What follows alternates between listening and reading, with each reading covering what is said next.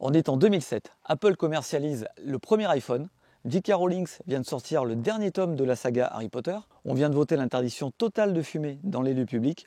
Christophe Willem nous casse les oreilles avec Double Jeu. Quand je serai Bee Gees. Et Ducati, surtout, commercialise l'Hypermotard 1100. Et toi, t'avais déjà des cheveux gris, non? En pensant à toi, sûrement, ouais. Si j'avais su ce qui m'attendait. Bienvenue dans cette rubrique Flashback, où on remonte la roue du temps pour retracer l'historique d'un modèle.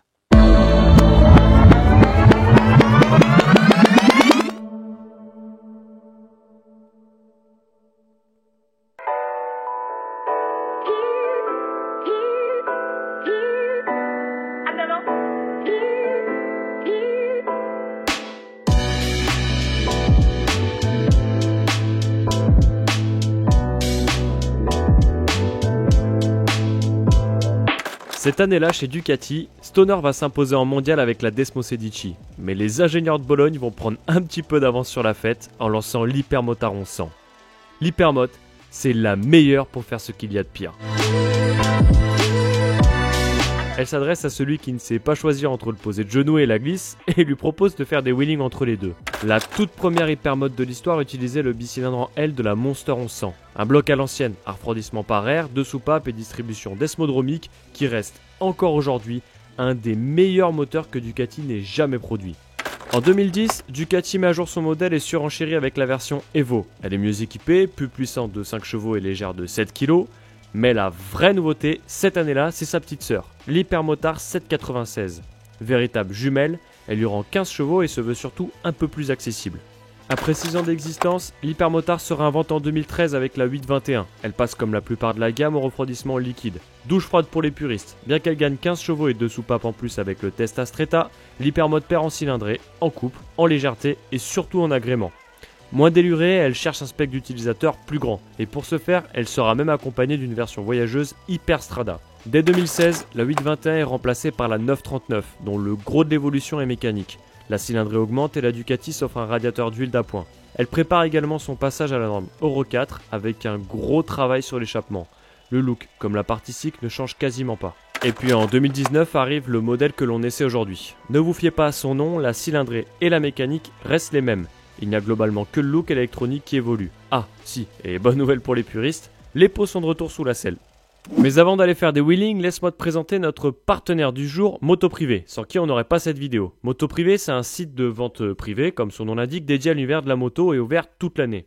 Donc pour qu'on puisse continuer à bosser et faire des lives, je te propose de travailler un petit peu en allant liker cette vidéo, en posant ton commentaire et en allant checker le lien dans la description. Et profitez-en pour me dire quelle moto vous voulez voir dans le prochain épisode. Allez, bisous sur le casque. Moi, je veux que tu me racontes comment vous avez vécu l'arrivée de l'Hypermotard. En 2007, ça devait être un truc de fou, non? Ouais, bah écoute, déjà on l'attendait depuis 1 an et demi. Ok. Et elle est arrivée, on a fait la présentation presse début 2007. On se demandait tout ce que ça allait donner, parce que esthétiquement c'était cool, mais le mélange gros moteur... Ouais, c'est un nouveau genre en fait. Ouais, gros moteur, format Supermot.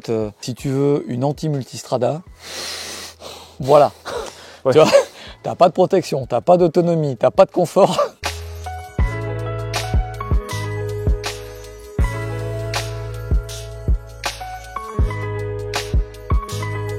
Il n'y avait pas de catégorie équivalente Alors il y a une micro-catégorie qui est apparue très vite, parce que quasiment les mêmes années. KTM a sorti la 950 Supermoto l'année suivante, en 2008. BMW a embrayé avec un espèce d'ovni, alors qui est... Je sais pas combien ils en ont vendu, mais s'ils en ont vendu 30, ça a été le bout du monde. C'était la HP2 Megamoto, je sais pas si tu te rappelles de ça. Elle était très moche cette moto. Elle avait un look pas facile, on va dire. La Dorso Duro, elle est arrivée après, mais du coup c'est La Dorso est arrivée après, et surtout c'était un loupé total. Ok, donc vraiment l'Hypermot ça a été le... Ouais.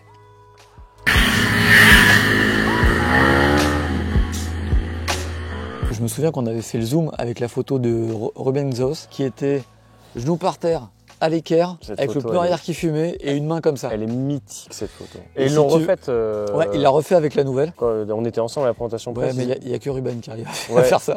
Elle est mythique cette photo. Elle est mythique.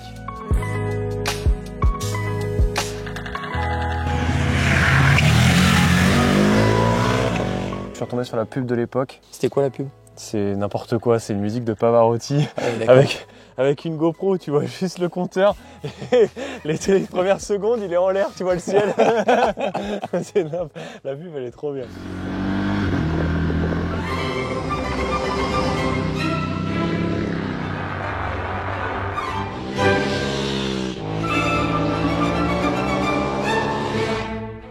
J'imagine que vous êtes battus pour pouvoir faire le comparo direct. Écoute, je pense que les 2 premières années, on a dû faire 4 comparos avec qu'on pouvait la faire venir.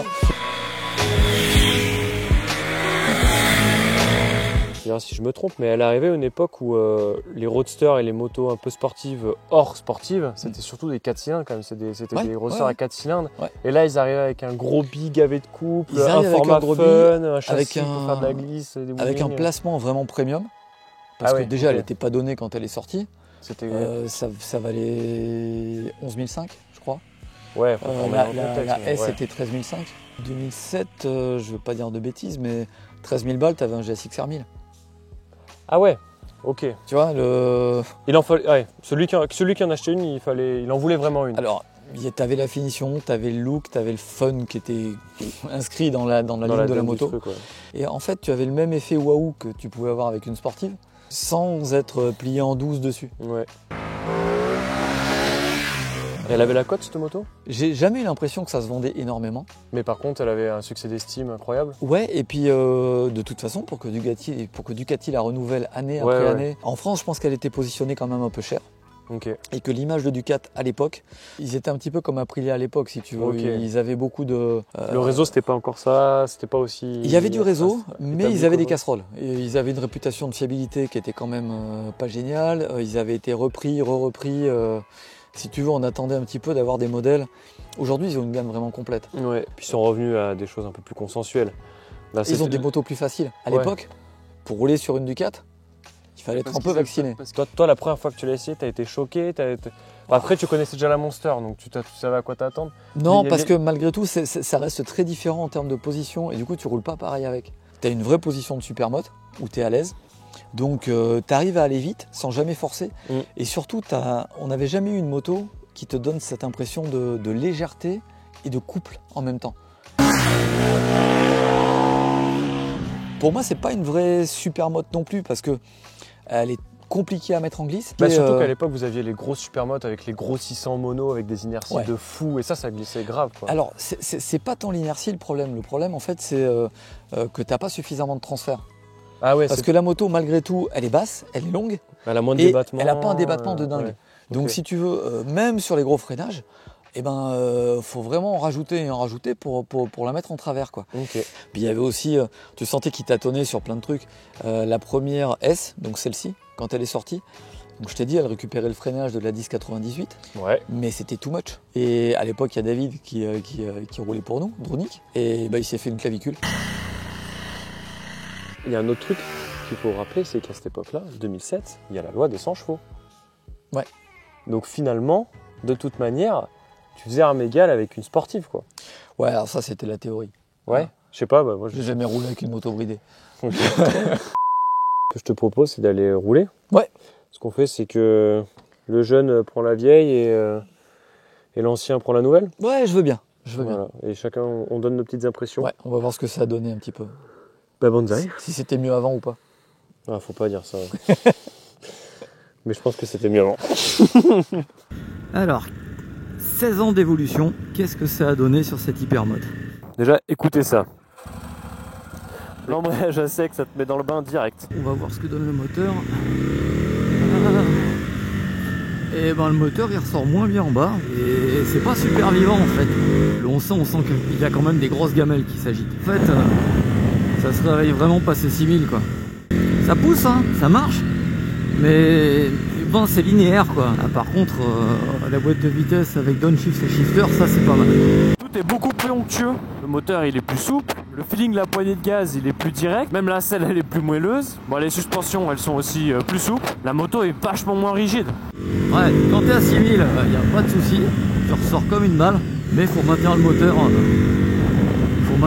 Dans les tours. Avec la 1100, j'ai envie de savourer. Avec la 950, j'ai envie de lui tirer dedans et puis de rouler vite. T'as moins d'allonge, mais t'as plus de couple, t'as plus de reprises disponibles tout de suite, et t'as aussi plus de frein moteur plus tôt. Donc du coup, ben c'est con, mais ça la fait tourner plus court. En plus du fait qu'elle, elle se raidit pas de l'avant dès que tu prends le frein, quoi. Le châssis, on retrouve quand même, il y a une similitude. C'est surtout dû à la position. Parce qu'on est sur une moto, on est vraiment posé sur une moto qui est longue, qui a de l'inertie malgré tout, même si on a moins que sur la 1100. Alors ça pétouille en plus, hein. Ça pétouille, ça lève en sortie de courbe, c'est efficace, ça reste joueur malgré tout. Alors c'est vrai que c'est moins spectaculaire, mais c'est plus fun parce que c'est plus facile à emmener. Ah ouais, mais c'est super facile comme brel. La qualité d'amortissement, c'est pas la même que la 1100S. La 1100S, on sent vraiment que, une fois de plus, le combiné amortisseur all-in et fourche haut de gamme, ouais, ça fonctionne vraiment bien, ça gomme beaucoup mieux les petites imperfections. Alors c'est pas des mauvaises suspensions, c'est juste que t'as pas le toucher de route de suspension vraiment haut de gamme. Le train avant, au moins elle tourne. Quand t'as du frein l'autre, elle se verrouille, un truc de fou. Oh, c'est trop bien. Elle ne veut pas lever à l'embrayage. Oui, elle lève à l'embrayage. Alors me demande pas pourquoi, j'en sais rien, il y a sans doute une explication technique que je ne connais pas. Bon, habituellement je suis pas très adepte du c'était mieux avant. Enfin si, de ouf. Ça manque, qu'est-ce que je pourrais dire? Un supplément d'âme, voilà. Juste pour le petit poulain. Ah oui, parce que pour la petite anecdote, c'est la moto de notre Arpète. C'est pas mal comme moyen de briser la glace. J'ai un gros wheeling devant sa gueule avec sa brelle. Ah, c'est trop bien.